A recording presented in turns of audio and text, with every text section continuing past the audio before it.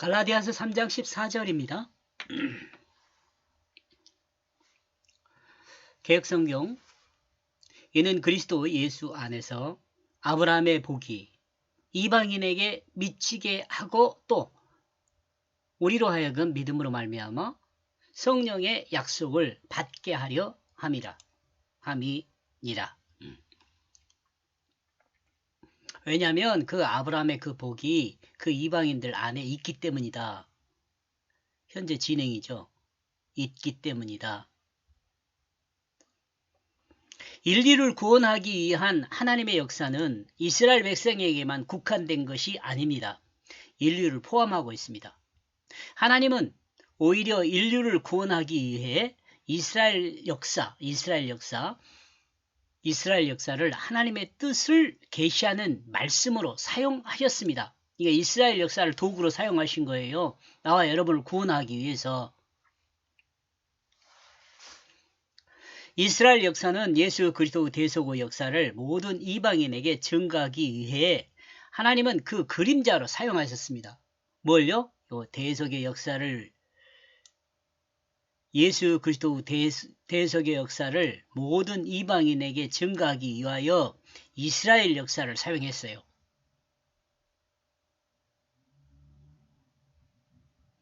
예수 그리스도 대속의 역사를 모든 이방인에게 증거하기 위해 하나님은 이게 아니구나. 이렇게 하고 하나님은 앞으로 빼고 자, 하나님은 예수 그리스도 대속의 역사를 모든 이방인에게 증거하기 위해 이스라엘 역사를 증거하기 위해 이스라엘 역사를 그 그림자로 사용하셨습니다. 그러므로 이스라엘 역사와 유대인의 역사와 주님의 그 제자들의 역사는 모두 하나님의 백성을 구원하기 위해 하나님 말씀, 성경으로 사용되었습니다. 나와 여러분을 구원하기 위해 사용된 말씀이에요. 이 성경을 통해 모든 하나님의 백성에게 하나님의 그 구속의 뜻과 하나님 백성의 삶의 방법을 전달하기 위해 도구로 사용하셨습니다. 여기 큰 기둥 2개, 제가 보는 큰 기둥은 2개예요. 하나님이 하나님 백성을 구원하기 위한 것이라는 그 기둥 하나하고, 그 다음에 하나님 백성의 삶의 방법을 전달하는 도구 기둥 하나하고요. 2개죠. 이 성경은 그러니까 이 2개를 이야기를 해요. 기본적으로. 하나님이 인간을 어떻게 구원할 것인가 이거 이야기하고, 그 다음에 하나는 구원받은 백성이 어떻게 살아야 하는가 이걸 전달하는 거예요. 성경에 전체적으로 이게 깔려 있어요. 어느 성경이나 다. 그러니까 제가 여러분에게 성경 말씀을, 다양한 성경 말씀을 말씀드리지만 요 2 기둥의 범주 안에 있어요.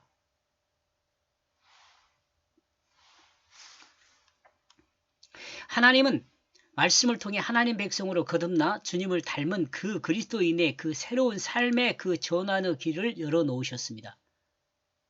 새로운 삶으로의 그 전환,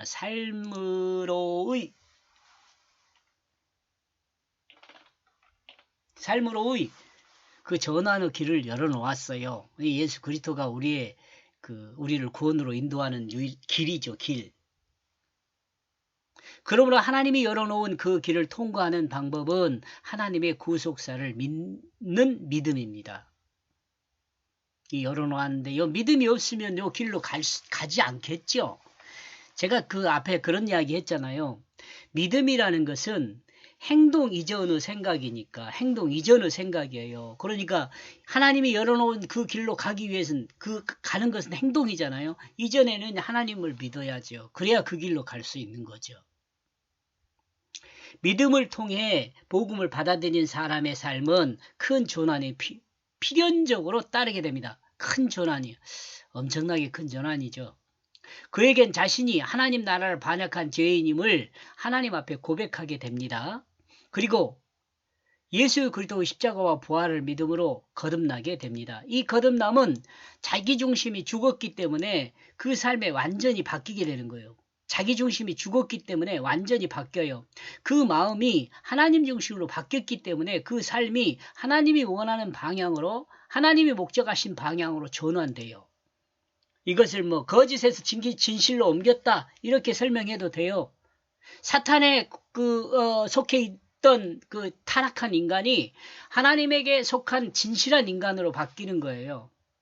그래서 자꾸 말씀드리지만 우리가 나와 여러분이 구원을 받잖아요. 그러면 가장 기초적으로 바뀌어야 할 것이 뭐냐면 거짓 마음이 없어지고 진실한 마음이 돼야 돼요.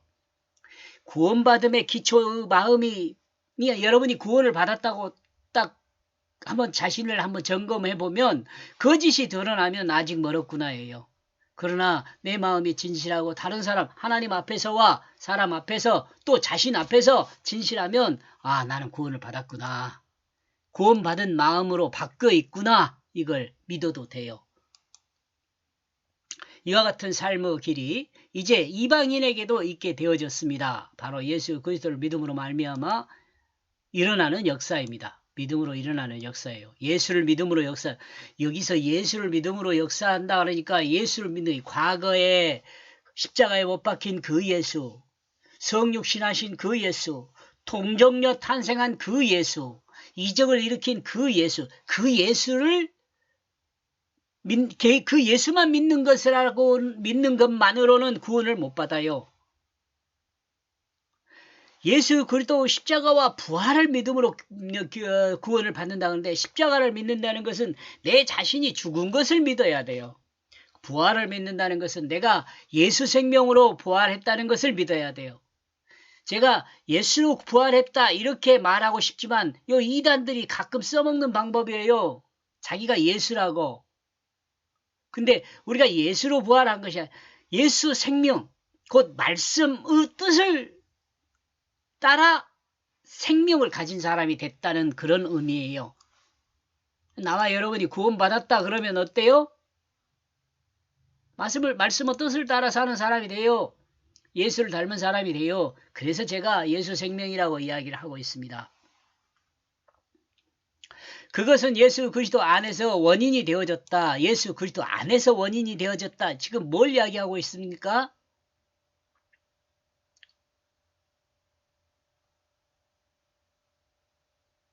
그 복이라는 거예요. 복이라는 것이, 이 복이라는 것에 대해서 이야기하고 있어요.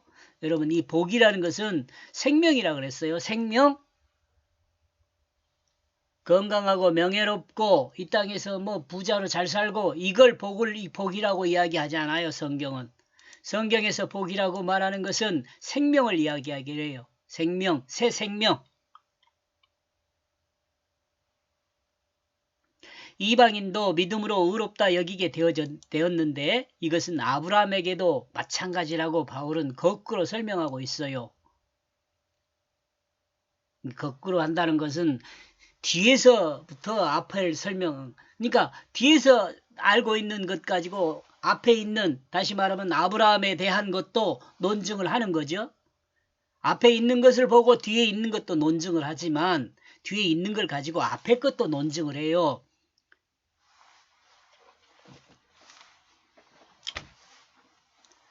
즉 예수 그리스도의 은혜가 역사를 거슬러 올라가 아브라함에까지 의롭게 하는 구속사를 이루고 있다고 지금 바울은 증거하고 있죠. 설명하고 있어요. 아브라함은 믿음으로 하나님께 의롭다 인정함을 받았습니다. 그러나 이 믿음으로 의롭다 인정함을 받은 것은 예수 그리스도께서 그 원인이 되었다는 것을 성경은 증거하고 있습니다. 바울이 증거하고 있는 것이라고 말을 해도 여러분이 알아들을 때에는 아, 하나님이 증거하는구나. 누구에게? 나와 여러분에게. 하나님이 나와 여러분에게 바울을 통해 증거하는 거예요. 성경을 통해 증거하는 거예요. 똑같은 말이에요. 예수 그리스도의 십자가의 대속의 역사에 근거한 것입니다. 십자가에 근거한 것이에요. 하나님의 그 구속의 작전과 하나님의 그 구속의 작정과 경륜을 따라, 여기서 작정은 뭐라고 했어요? 하나님께서 계획하심, 인간을 구원하기 위해서 계획하심, 그걸 이렇게 작정이라고 해요. 경륜은 뭐예요? 계획한 것에 따라서 질서를 따라서 진행되는 역사, 이런 걸 경륜이라고 해요. 미래의 예수 그리스도의 십자가 역사를 근거로 그 말씀을 실체로 오신 예수보다 과거적인 아브라함을 의롭다고 인정한다는 것입니다. 이해하시겠어요? 미래의 예수 그리스도의 십자가의 사역을 근거로 말씀의 실체로 오신 예수보다 과거 사람인, 예수가 지금 오신 것보다 과거 사람이잖아. 아브라함은 그 과거 사람인 아브라함을 의롭다고 인정한 것입니다. 이건 믿음을 때문에 근본적으로 원인은 예수 그리스도죠. 이것은 하나님 백성에게 그 하나님의 그 시공을 초월한 하나님의 은혜라고밖에 설명할 수가 없어요. 은혜라고 설명해야 돼요. 하나님의 결심하심, 하나님이 결정하신 것이라 이 말이에요. 예? 하나님의 은혜는 인간의 범주 안에 존재하지 않는다는 것을 이 부분을 통해 알 수 있습니다. 하나님의 은혜는요, 인간이 알고 생각하고 경험했던 그 어떤 것들보다 그것을 초월해서 하나님의 은혜의 역사가 이루어져요. 이 하나님의 은혜를 우리 인간이 쉽게 이해할 수 없죠. 하나님의 은혜는 인간의 범주 안에 존재하지 않는다는 것을 이 부분을 통해 알 수 있습니다. 즉, 하나님은 시간에 종속되지 않고 공간에 종속되지 않는 분임을 우리는 이 부분을 확실하게 이해했으면 좋겠어요, 여러분요. 하나님은 시공에 존속된 부분이 아니구나. 하나님은 시공을 운행하시는 분이세요.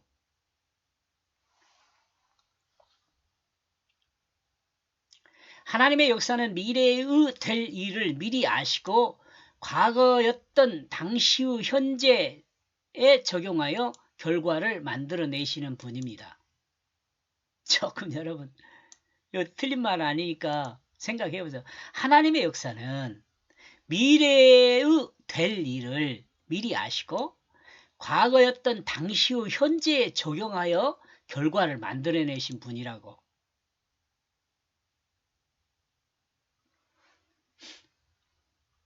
이와 같은 것은 인간에게 전혀 없는 기능이라 할 수 있어요. 인간은 자신들의 각각의 죄성들 때문에 이와 같은 역사를 진행한다는 것은 불가능합니다. 특히 믿음이 없어 불확실한 미래를 가지고 있는 인간은 미래를 기준으로 현재를 결코 결론할 수 있는 사람이 없습니다. 인간의 삶은 불확실한 미래를 보장받기 위해 보증인을 세우기도 하고 물질을 담보로 요구하는 사람들도 있습니다. 그러나 전능하신 하나님은 미래의 그 예수 그리스도의 십자가를 생각하면서 저주 아래에 있던 아브라함을 의롭다고 인정하셨습니다. 하나님의 이와 같은 은혜는 미래에 대한 확실한 믿음이 있기 때문이라 할 수 있습니다. 이와 같은 것을 반증하듯 하나님의 역사를 기록한 성경은 하나님의 미래의 그 역사를 과거 완료 문법으로 사용해요. 하나님께서 약속하고 그런 거 있잖아요. 그건 미래거든요. 근데 미래인데 문법상으로는 완료 처리를 해버려요. 완료 처리. 하나님의 역사는 과거 완료가 돼 있어요. 문법으로요. 우리 인간도 이와 같은 일이 가능할 수 있습니다. 다만 미래에 대한 확신 곧 믿음이 있을 경우만 가능합니다. 왜냐하면 만약 우리가 그 성령의 그 약속을 받았다면 성령은 예수 그리스도의 십자가를 믿음으로 받았다. 성령은 예수 그리스도의 십자가를 믿음으로 받았다. 뭔 말입니까? 예수 그리스도의 십자가를 믿음으로 성령을 받았다라고 해야겠네. 성령은 받았다가 아니고 성령을. 여기서 조금 여러분이 성령을 예수 그리스도의 십자가를 믿음으로 어떻게 성령을 받았냐 이렇게 또 생각해 볼 수 있잖아요. 근데 성령 자체가요, 하나님의 뜻이에요. 말씀의 뜻이요. 그러니까 예수 그리스도 십자가를 믿음으로, 믿는다는 것이 뭐라 그랬어요? 내 자신이 죽었잖아요. 그 죽은 마음에 하나님의 뜻을 심는 거예요. 그러니까 우리가 예수 그리스도 십자가를 믿음으로 내가 죽음으로 하나님의 뜻이 내 마음에 심겨져요. 내가 죽지 않고 하나님 말씀이 내 마음에 들어오면요, 계속 싸움하게 되겠죠. 근데 결국은요, 십자가 내가 죽었다는 것을 믿지 않으면은요, 계속 싸움만 하고 있겠죠. 그래가지고 결국은 자기 중심이 승리하겠죠. 그러나 내가 죽었다고 믿어보면은 어떻게죠? 내 안에 그 하나님의 뜻이 온리 있는 거죠. 오로지 하나님 뜻만 있는 거예요. 내가 죽어버렸으니까. 그러니까 자꾸 우리가 하나님 앞에 또 내 자신 앞에 이 믿음 고백을 해야, 아, 내가 십자가에 죽었지. 그러면 뭔만 있어요? 하나님 뜻만 있어요. 내 마음에. 하나님 뜻을 행하게 되는 거. 내 마음이 자꾸 살아나잖아요. 내 자기중심이 살아나요. 그때마다 우리는, 아, 내가 죽었지. 이걸 고백해야 돼요. 아, 내가 죽었지. 내가 죽었지라고 믿어야 돼요. 그리고 내가 하나님 뜻으로 살았지, 예수 생명으로 살았지, 성령으로 살았지, 이걸 믿어야 돼요. 그러면 내 마음은요, 온전히 성령밖에 하나님 뜻밖에 없어요. 나는 없어요. 여러분이 그 복음성에서 여러분, 나는 없고 주님만 있습니다잖아요. 바울은 갈라디아 교회들이 바울의 복음 증거를 받아들여 믿음으로 성령을 받은 것을 새롭게 알리고 있습니다. 믿음으로 하나님 뜻을 알고 하나님 뜻을 행하게 돼요. 그러므로 알고 있는 성령 받은 이 역사적 사실을 통해 믿음의 기능을 설명하고 있습니다. 그리고 본절에서 한 단계 업그레이드된 내용을 설명하고 있습니다. 업그레이드된 내용, 한 단계 위로 올라간 믿음, 성장한 믿음, 이렇게 생각해 볼 수도 있겠어요. 믿음을 통해 성령을 받았고 또한 믿음을 통해 성령의 약속을 받았다는 거죠. 그렇다면 성령이 가지고 있는 약속은 무엇일까요? 이 내용에 대해서는 갈라디아서 3장 15절에서 18절에 그 내용을 설명하고 있습니다. 그러므로 다음 내용을 설명하기 전 그 내용을 약간 살펴보면 다음과 같습니다. 성령의 약속이 아브라함에게 미치게 되었다는 것입니다. 그런데 18절에서 하나님이 약속으로 인하여 아브라함에게 은혜를 주신 것이라고 말하고 있습니다. 그러므로 하나님의 그 약속은 구속주 예수 그리스도를 말하고 있다고 볼 수 있습니다. 볼 수 있는 것이 아니라 예수 그리스도입니다. 이렇게 볼 때 성령의 약속은 아브라함의 믿음을 보고 의롭다고 하신 하나님의 은혜를 말한다고 할 수 있죠. 약속은 뭐라 그랬어요? 예수 그리스도고. 우리가 그 믿음에 의하여 우리는 믿음으로 성령을 받았습니다. 믿음으로요. 예수 그리스도 십자가 부활을 믿음으로 하나님 뜻을 내 마음에 심었다는 의미예요. 그리고 우리가 받은 성령은 우리에게 약속을 주셨는데 그 약속은 우리의 미래에 대한 약속입니다. 그러므로 그 미래에 대한 성령이 주신 약속은 아브라함에게 그랬던 것과 같이 예수 그리스도 안에서 그리고 하나님 앞에 우리가 의롭다 인정함을 받는다는 그 약속이죠.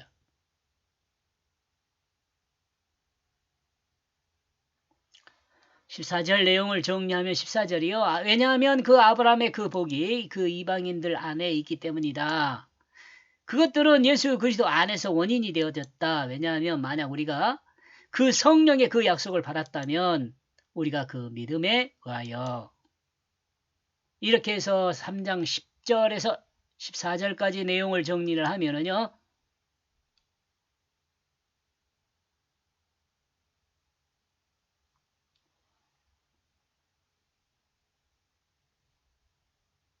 성령의 약속을 믿음으로 받았다면 율법은 믿음이 아니다. 이렇게 정리해 보았습니다.